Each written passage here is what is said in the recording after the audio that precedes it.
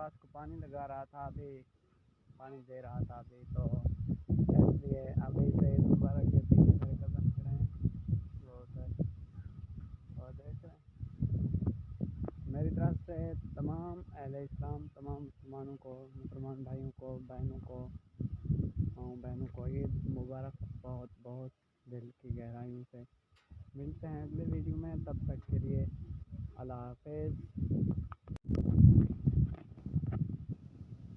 ये हाल है हमारा पानी लगाने के बाद, और तेरी चाँद का ऐसा मारा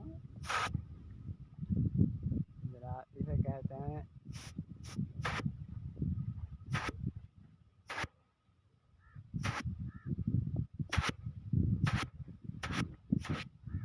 वाह। अब मज़ा आने वाला है।